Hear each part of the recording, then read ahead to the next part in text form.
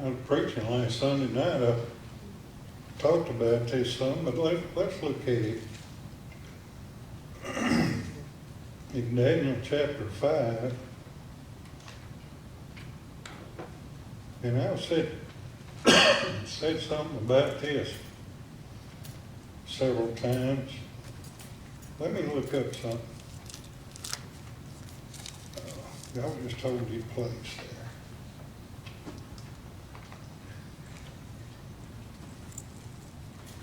There were a lot of the books in the Old Testament, if you notice, they were written along about the time right before or during or after Nebuchadnezzar or Babylon captured Judah. When Judah and Israel were taken into captivity, that's when a lot of the books were written. And Jeremiah stayed behind, but Daniel was taken to Babylon.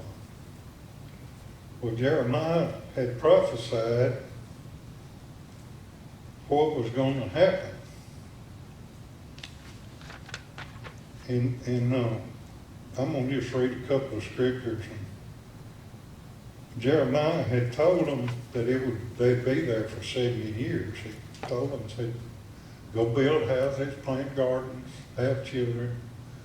It's going to last a while. He even had prophets that told the people something different. Said, 2 years. One of them said, 2 years, or within a year, you'll be back. Jeremiah said, no. No, you're not. And Jeremiah wrote letters and sent to the ones in Babylon. Daniel read what Jeremiah said. Well, in Jeremiah 25:11, he said, God said, in this whole land shall be desolate and an astonishment, and these nations shall serve the king of Babylon 70 years. And it shall come to pass when 70 years are accomplished that I will punish the king of Babylon and that nation, saith the Lord, for their iniquity in the land of the Chaldeans, and will make it perpetual desolation. Well, Babylon is what is modern day Iraq. Babylon's never come back. Saddam Hussein decided he was going to be the big bad king and he was going to rebuild Babylon. Well, what happened to him? He's gone. Well, he's gone. They found him hiding in a hole in the ground. So, it's not going to come back. God said it'd be a perpetual desolation. Well, it ruled all the known world at one time. Jeremiah said in 70 years, I'm going to take them out. In 29, Jeremiah 29:10. For thus saith the Lord, that after 70 years be accomplished at Babylon, I will visit you and perform my good word towards you in causing you to return to this place. In Daniel chapter 9, in the first year of Darius, the son of, what's his name? Of the seed of the Medes, which was made king over the realm of the Chaldeans. Well, this is after Babylon fell. In the first year of his reign, how Daniel understood by books the number of the years whereof the word of the Lord came to Jeremiah the prophet, that he would accomplish 70 years in the desolations of Jerusalem. So Daniel understood by reading it in Jeremiah's book the number of years. Now, it's not clear to me whether Daniel was looking forward to that 70 years or he understood it when the 70 years was accomplished. It's kind of like the way what we're living today. People living before us couldn't see some of the things in the book of Revelation because it hadn't happened yet. It wasn't clear what time for them to see it. But I believe we're seeing things now And it's being revealed to the church what's happening leading up to the second coming of Jesus, the rapture of the church. So let's look at what was happening in Babylon. I think I read the other night. Let's see.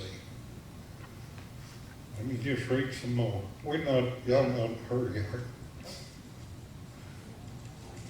I want to get some of this down and record it because I think people's going to get a hold of it at some point. They're going to want to know a little bit more. I'm going to try to prove it to them. I read this the other night, but in Jeremiah 23:20, the anger of the Lord shall not return until he have executed, until he have performed the thoughts of his heart. In the latter days you shall consider it perfectly. So a lot of the things that Jeremiah was prophesying about Babylon back then, we're considering it today. We're in the latter days. Jeremiah wasn't. We're in the latter days. In chapter 30, verse 24,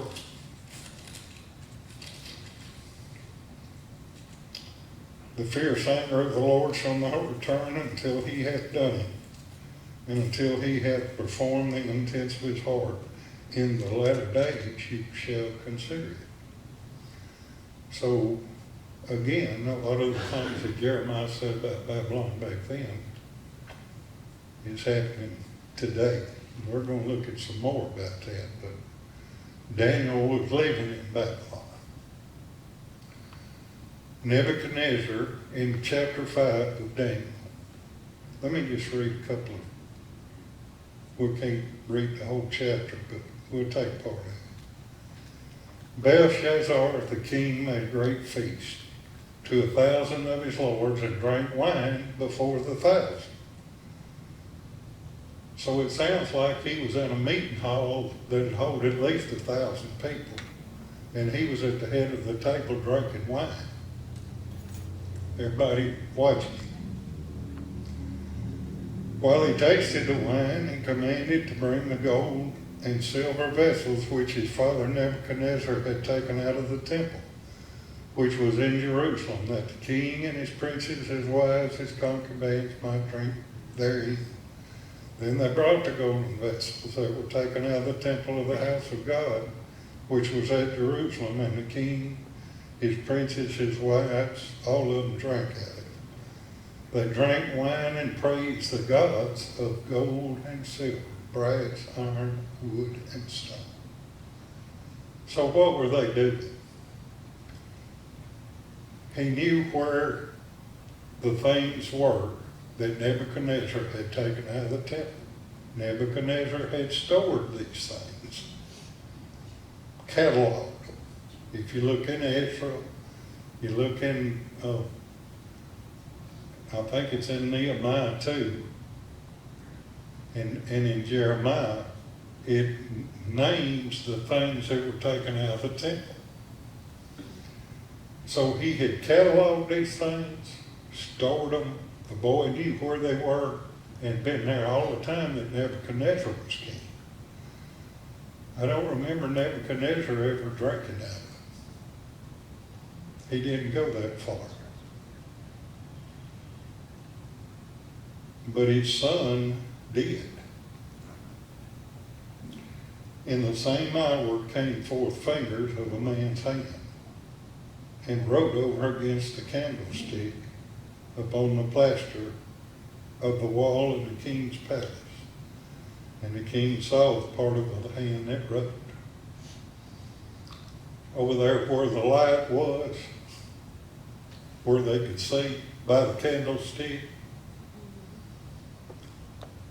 they had all been drinking wine. It was pretty lubed up. They saw a hand well lit writing on the wall.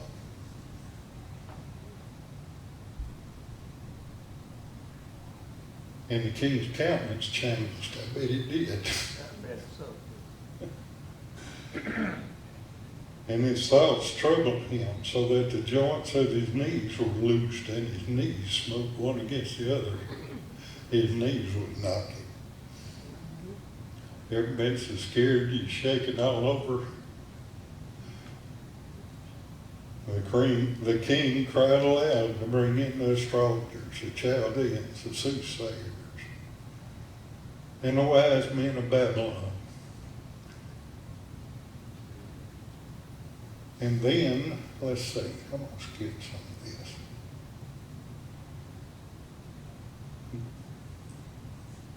They finally went to Daniel. In verse 12, for as much as an excellent spirit, and knowledge and understanding, interpreting of dreams, and showing hard sentences, dissolving all doubt, were found in the same Daniel, whom the king named Belshazzar. Now let Daniel be called, and he will show the interpretation. Daniel was brought before the king.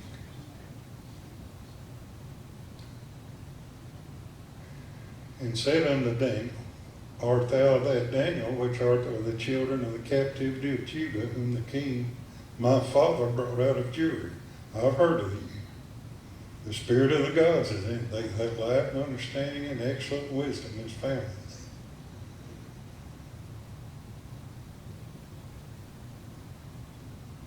And he made a bunch of promises, and he talked to Daniel for a while, and he told him he'd put a gold chain on his neck. And verse 17, then Daniel answered and said before the king, let thy gifts be to thyself, and give thy rewards to another, yet I will read the writing unto the king, and make known unto him the interpretation.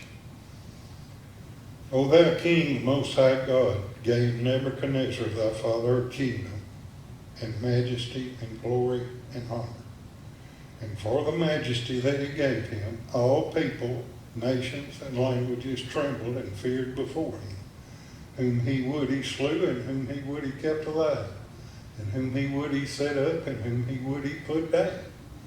But when his heart was lifted up, and his mind hardened in pride, he was deposed from his kingly throne, and they took his glory from him. And he was driven from the sons of men, and his heart was made like the beast, and his dwelling was with wild asses.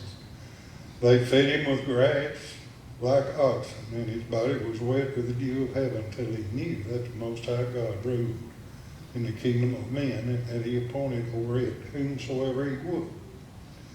And thou, his son, O Belshazzar, hast not humbled thine heart, though thou knewest all this, but hast lifted up thyself against the Lord of heaven, and they have brought the vessels of his house before thee. Thou and thy lords, thy wives, concubines, have drunk wine in them, and thou hast praised the gods of silver and gold and brass, which see not, nor hear, nor know, and the God in whose hand thy breath is, and whose heart are all thy ways hast thou not glorified. Then was the part of the hand sent from him, and this writing was written. And this is the writing that was written. Mean people of Ephesus. This is the interpretation of the thing.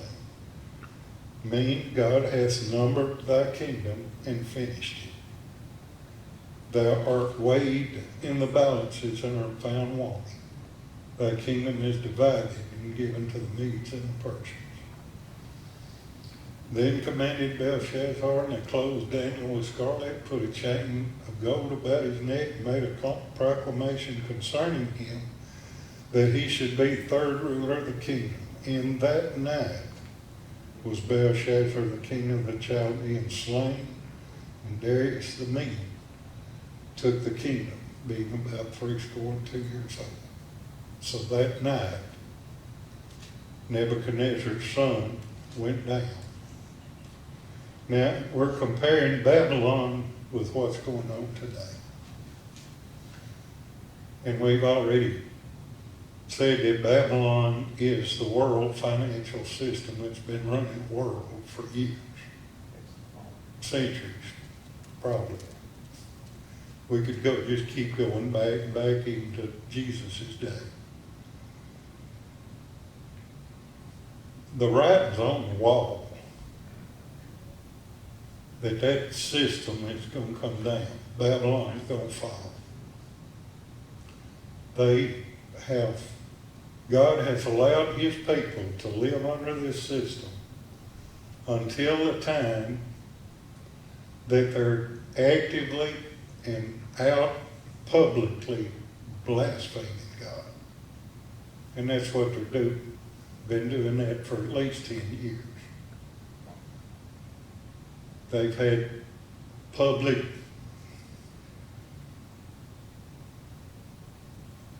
things where they just blaspheme God. Making laws that blaspheme God. Putting down people that won't blaspheme God. What we used to call wrong, they call right. What we say right, they call wrong. The writing is on the wall. That's coming down. The people that have been ruling the nations through finances has kept the world in turmoil for the last 100 years, at least. Through wars, keeping people divided, blacks against whites, Chinese against Americans, everything you can think of. We've already been through all that. It's time for that to come down. And we've seen in the book of Revelation it'll happen just like it happened here. In that night, Belshazzar, the king of the Chaldeans, was slain. That system will come down quick. It's been planned for a long time. Darius the Mede didn't come in there that night. He didn't think this up that afternoon and come. This had been planned for years. It wasn't just him. It was a lot of other nations too. And that goes, let's see, the first verse of chapter 6. It pleased Darius to set over the kingdom 120 princes, which should be over the whole kingdom. It took 120 princes to rule what Babylon, that's a lot of countries. That's not just Iraq. That's a lot of different countries. If you go back in the book of Jeremiah, he prophesies against a lot of countries. One of them's Elam. Right? Well, we'll look at that in a minute. But there were a lot of different countries, like David was talking about Wednesday night. When the British gave up their empire, they just drew lines on a map to map out countries. But back then, there were regions, smaller areas, like the Iraq, if you look on a map, or Iran, rather, if you look on a map today, Iran's a big country. Back then, it was in different regions. There's all kind of people that lives in Iran. In the news today, in Afghanistan, it's the second fastest growing church in the world. And from different accounts, the underground church in Iran is number one. I mean, they have to hide what they're doing. But it's different regions. If you look in the book of Jeremiah, let's just go there. The handwriting was on the wall. The kingdoms that Babylon controlled were taken away from Babylon in one night. And now they come under control of these other nations. That's the same thing that's going to happen pretty soon. It's going to have to happen pretty soon in our day. I mean, look at the news. It's something every day. Something else every day. The whole world's coming apart. You know, you said it was over 120 kingdoms or whatever, you know, ruling areas. Well, here around the globe, there's like 125 countries. So it's real similar. So that tells me that it's most likely what they knew then is what we would know today as all the countries around the globe. Well, in Revelations, it talks about 10 kings that haven't been given a kingdom, but they got power for a little while with the beast. And they'll give their power to the beast. We've been over this several different ways. This is just looking at it a different way. What we've already talked about. In Jeremiah chapter 50. Well, let's look at that chapter. Because if we go back, if Jeremiah is talking about our day too, then we can learn a lot about what's going on here. What's going on in Afghanistan right now. One group is taking over from another group. What's going on in Iraq? One group's taking on from another. We're being run out, or we're leaving that area, and I'm glad to see it. Because in the latter days, something else we're going to look at. The nations that will come against the Lord and fight the Lord. The nations will bring Babylon down, but Jesus himself will have to destroy the nations when he comes back. We can't do it. The nations will whip the church before Jesus comes back. I'm getting ahead of myself,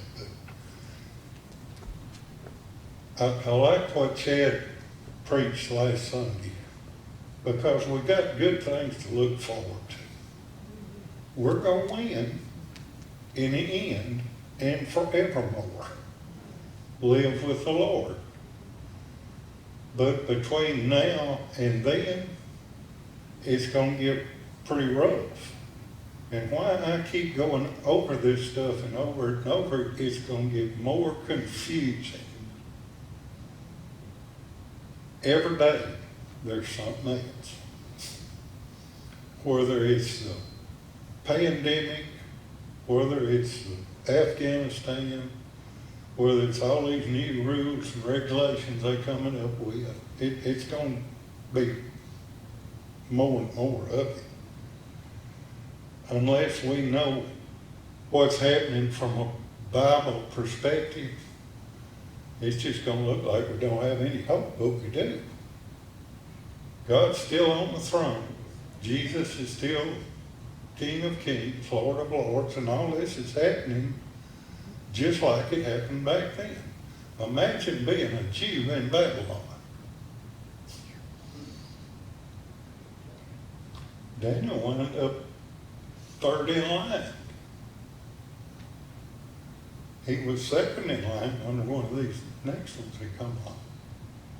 If we just hold our ground, just stand our ground, and all Daniel did, after he had a gold chain hung on his neck, and he was over all these princes, they put him in a lion's den.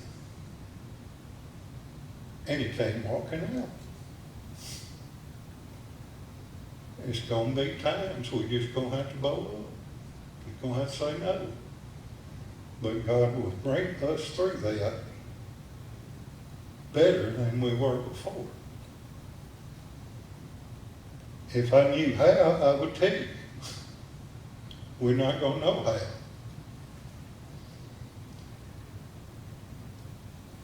In chapter 50 of Jeremiah, well, look at the last verse of the 9.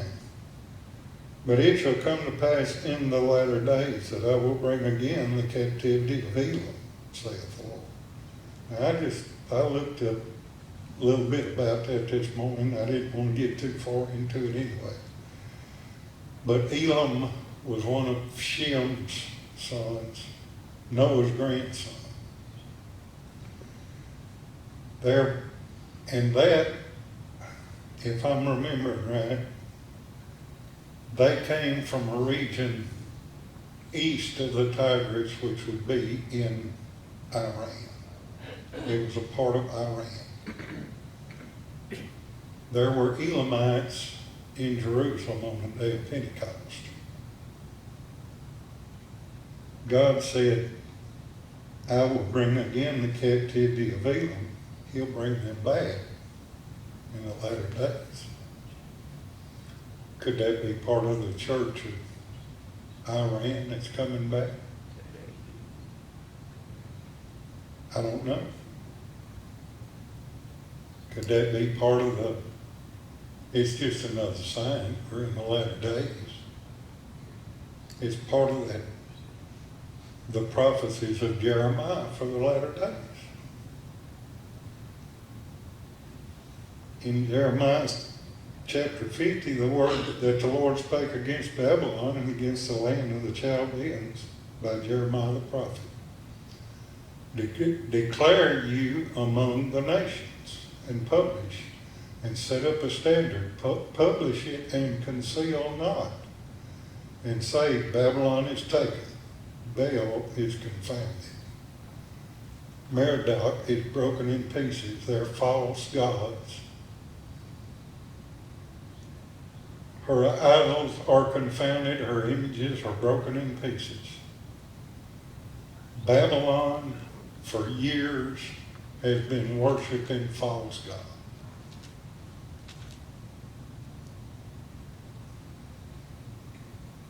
Some of these human traffickers, what happened in Bible days? Moloch, they set up a furnace in the valley of Hinnom, and the kings of Judah made their son walk through the fire. They were sacrificing their kids to a false god. Today, there are millions of babies dying all over the world, paid for by Babylon. Yep.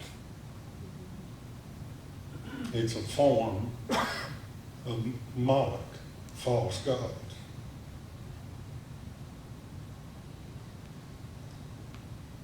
What did the angel say in Revelation? Babylon is fallen. It's fallen. What did Jeremiah say?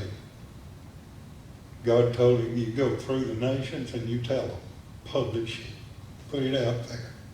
What are we doing today? We're publishing it. Anybody anywhere on the face of the planet, if they're interested, can watch it. And we're not the only ones talking about it. It's everywhere. The spirit of Jeremiah is in the earth today. And he's telling them, Babylon has fallen. And we're not going to bow down.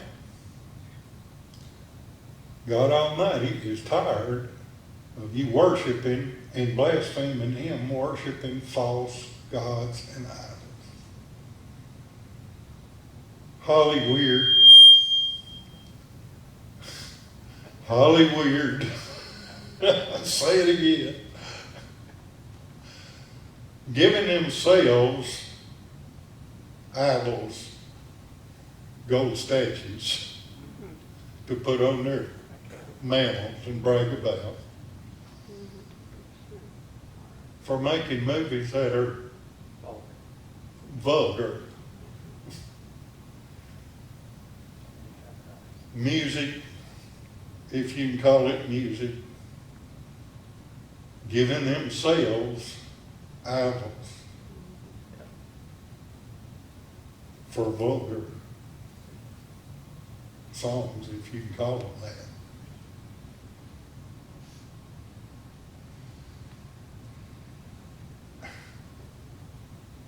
All you got to do is watch these people. They're not going to show you this on TV. In Parliament, in Great Britain, they were debating what to do. They got people stuck in Afghanistan too. They had to shut down what they were talking about because they were holding a satanic ritual right outside Parliament. In a wide open. Now you can look it up and see. It's out there. They're doing it. They marched through the streets in Ireland a few months ago. Yeah. What did they do at the Super Bowl last year at halftime? Look it up. Watch it. Say, They're worshiping Satan in a wide open. Now, I know I'm saying some things that make some people uncomfortable. God told Jeremiah, you go out there and you tell them. Tell the nations. Babylon is taken. And he told them that 70 years before it happened. Jeremiah did. Jeremiah told them that when they were laughing at him, threw him in a tar pit.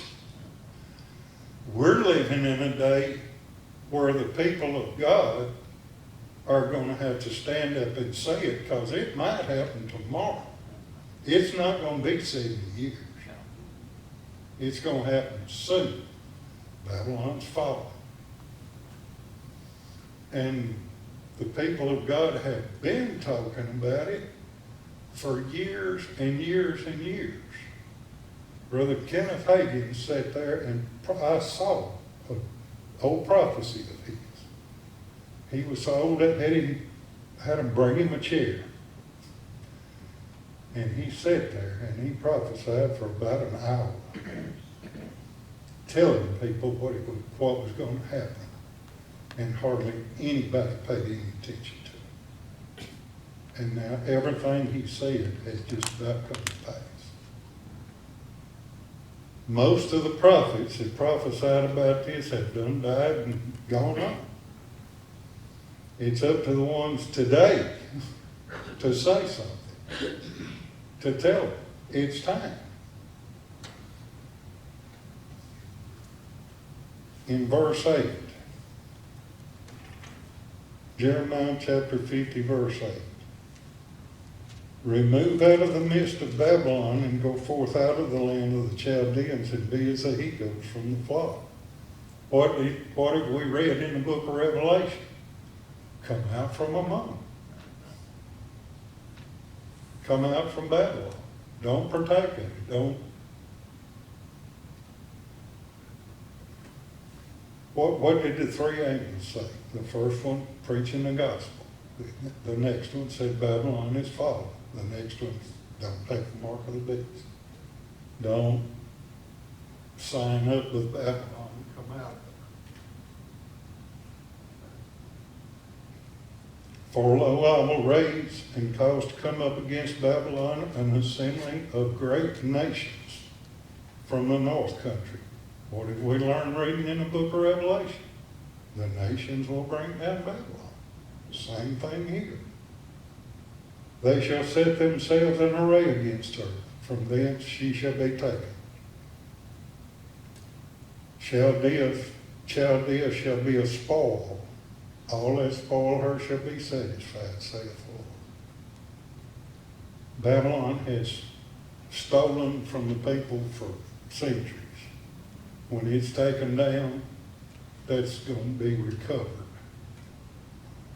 And it's going to look like, man, everything's great. When Babylon falls, it's going to be a lot of stuff going on. But it's going to look to some people like, man, we got it made now. Look at all this wealth we're into now. What? Brother Earl, we worked all our lives. How much better off would we have been if the government hadn't been ripping out a third of your check all your life? exactly. I mean, between taxes, Social Security, and all that other stuff, property taxes, and all that stuff, you know.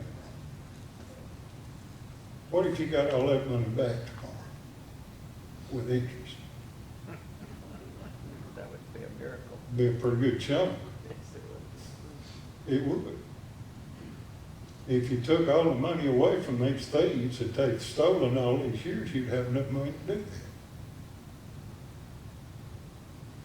that. I'm just saying. Chaldea shall be a spoil. Nebuchadnezzar had enough gold to build a statue, a golden statue. Right. And that was just part of it. He didn't use it all. What if Babylon were spoiled today? They've been hoarding up stuff for hundreds of years. No telling how much stuff they got buried. Trillions, who knows? Now this is not just Brother Dan coming up. It was some idea we just read. Chaldea shall be a spoil. All that spoiled her shall be satisfied. And it's going to look like we're doing real good. But the nations are going to have to take the place of Babylon. That's when the mark of the beast is coming, I think. We're being prepared for it now. We haven't seen it yet, but we're being prepared for it. They're going to have to control where everybody goes, what they say, what they spend their money on, in order to control the people. In verse 13, because of the wrath of the Lord, it shall not be inhabited, but it shall be wholly desolate, talking about Babylon. Every one that goeth by Babylon shall be astonished, and hiss at all her plagues. There'll be plagues come on these people. They won't come back. And everybody that looks back on it is going, we don't want to ever go back to that again. It's going to be a desolation. Verse 23. Has the hammer of the whole earth cut asunder and broken? Has Babylon become a desolation among the nations? Remember us reading in Revelation about the merchants of the earth, the ones that were in shipping, standing way back away from her saying, whoa, it's us, how great is Babylon, it's fallen, it's fallen. What are we going to do? All this happened, Jeremiah told about it, happened. All of it happened to Nebuchadnezzar's Babylon back then, but it's going to happen again. Why is that corrupt system named Babylon in Revelation? Because it's the same thing, happening again. Verse 31. Behold, I am against thee, O thou most proud, saith the Lord God of hosts. For thy day is come, the time that I will visit thee. The Lord said he's going to visit when Babylon falls. Remember in chapter 14, I talked a lot about the three angels after they talked, and God says, blessed are they that die in the Lord from henceforth, and then the rapture. But the first few verses, verses 1 through 6, talks about Jesus with 144,000 standing on Mount Zion. That's not the rapture. That's not when he comes back with the armies of heaven. What is that? That's when Babylon falls. Jesus himself rules over the nation. And he's got some help. There's things going on in the world today that we don't know about. We're just seeing a little bit of it. And we're not seeing much of it. And it's so confusing. That's where I don't believe nothing any of them say. You know, I hear them say, well, we need to investigate this. We need to investigate. I said, look, call me when y'all decide to do something. It's been investigating all my life and nothing's come of it. The crooks get richer. Call me when you decide to hang somebody and I'll turn and I won't watch it. Otherwise, I don't want to hear your investigations. I don't, all this mess going on up there is just talk. I don't know the last presidential election where it didn't really matter who won, both of them were crooked.